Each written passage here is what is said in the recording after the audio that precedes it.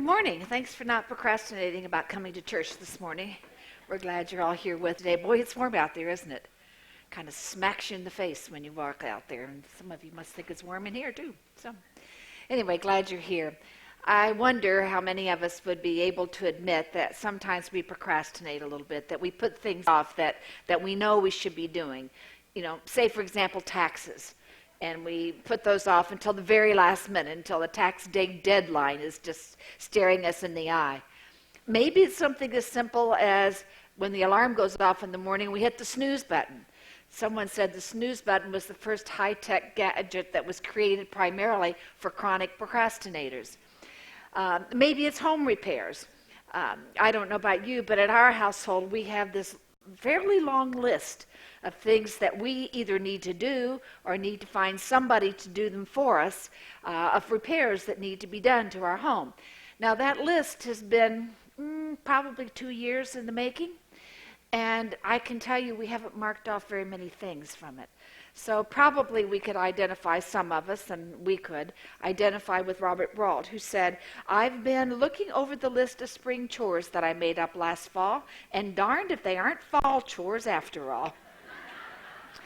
Well, isn't that somewhat what we all experience? Well, maybe we're not sure we would call ourselves procrastinators. Maybe we're people who just have a difficult time making a decision. Maybe we keep going over and over and over something, getting more and more and more information, and we belabor the process and then still can't quite make the decision. Now, I don't know if you call that procrastination or if that's just someone who's trying to be extremely thorough in doing something. Something else that many of us are prone to delay or avoid is going to the doctor regularly and getting those checkups that we're supposed to do. Yet we say we want to be healthy people, but we put it off oftentimes. And in fact, maybe we do that because we are afraid of what might be found, or we're uncomfortable, or we find it unpleasant maybe. But yet if we really want to be healthy people, if we want to have the best life we possibly can, it's really helpful if we do all the things we need to do, including getting those checkups so that we get on top of things that might be a problem. Well, that actually is the kind of situation that prompted this message for this Sunday. A while back, there was a post on Facebook from a woman who admitted that she was a sun worshiper. She said that as a child, she had really bad sunburns, that she's addicted to tanning beds, and she lives in Florida. She absolutely loves the sun, and she had put off time and time and time again calling the dermatologist and getting checked out. And that was what really prompted this whole idea. And if we can identify with any of those examples I gave, then probably we could call ourselves a procrastinator. And that usually is defined quite simply as the art of putting things off. Now, it has some nuances to it, too, because sometimes we put things off maybe because we want to do something that's more fun, something we enjoy more than doing something that is a task or maybe drudgery or even something we know good and well that we have to do that needs to get done. We'll operate by the pleasure principle. We'll do what we enjoy rather than doing the things we need to do. And probably most of us have done something like that at one time or another. You know, as students, we probably all had like SpongeBob SquarePot, whatever his name is. What is it? SpongeBob SquarePants, that's what it is. We've had those term papers to do, but we, go to the movie with friends because we say it'll clear our heads and we'll come back more refreshed. We'll have a new look at things, and so we avoid them. Sometimes I wonder if our smartphones aren't distraction devices that keep us from really doing what we're supposed to be doing. We can be totally absorbed there. And instead of going out to mow the lawn or clean the room, we're just watching our cell phones or reading on our cell phones and not doing the things that we know need to be done. Well, that's probably something that most of us do at one time or another. I say most of us because experts or the people who study it say that about 20% of our population could be described as procrastinators. Now, why do people procrastinate? Sometimes it is out of fear, out of the result or the outcome of something. Maybe it's because of insecurity. We're not sure we're up to the task, and so we shy away. We pull back from those kinds of things. Maybe we do it because we have a bad sense of timing, and we just simply don't allow enough time. We do the things we enjoy, and it takes so much time that we can't do the things we need to do and really must do. Maybe we just don't have very good self-discipline. We don't make ourselves do the things we need to do. And sometimes we think we have to wait for just the right conditions for something to happen. We wouldn't want to paint the house unless it's 70 degrees sunny and a nice breeze going on out there. It has to be absolutely perfect conditions.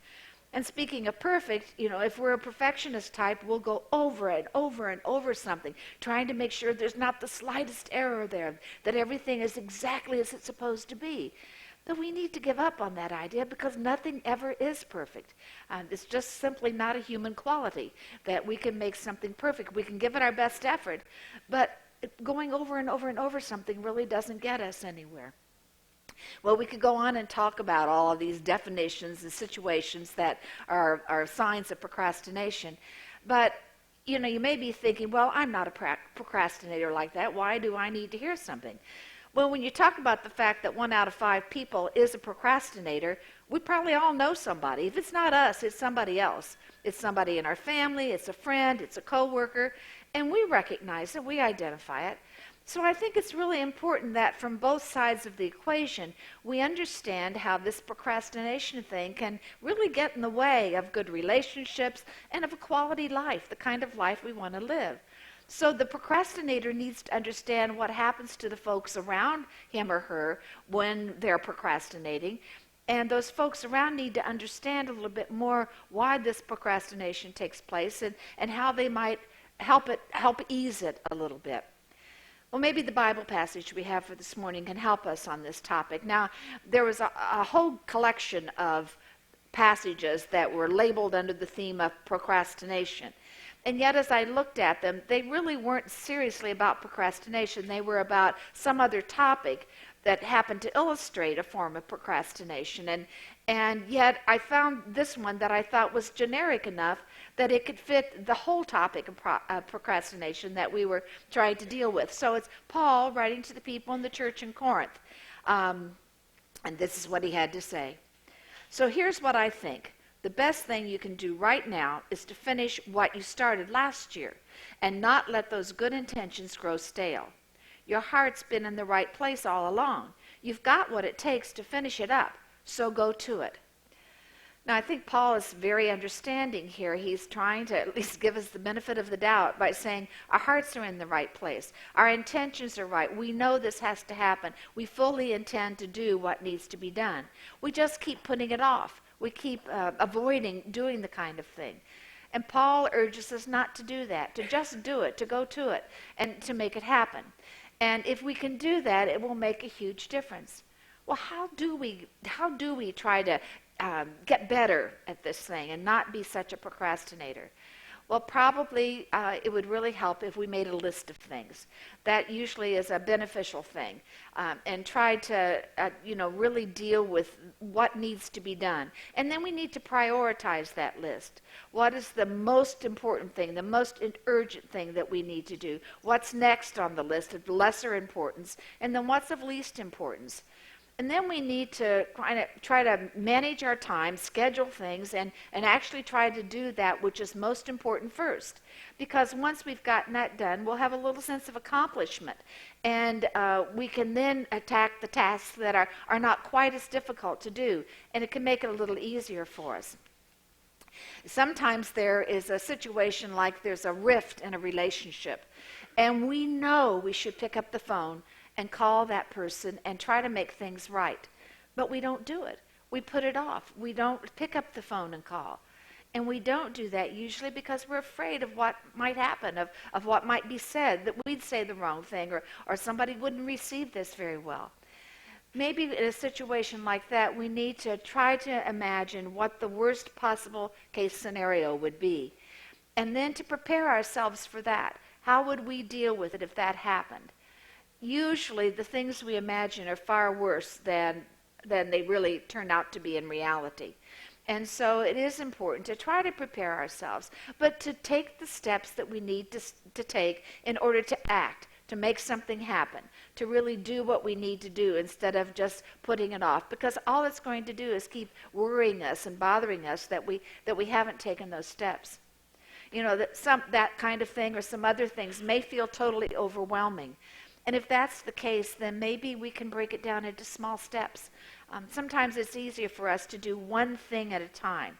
Some people are good at multitasking and doing 2 or 3 things, but for most of us, I think it probably works better if we're a little more linear, that we do one thing and then we take on the next one. And usually it helps if we take the hardest thing first. I think most of us would have to say that we really want our lives to be quality lives, and we want our relationships to be as enriching and fulfilling as they can possibly be. And they won't be that way if we keep procrastinating. Someone has said, the best way to get something done is to begin.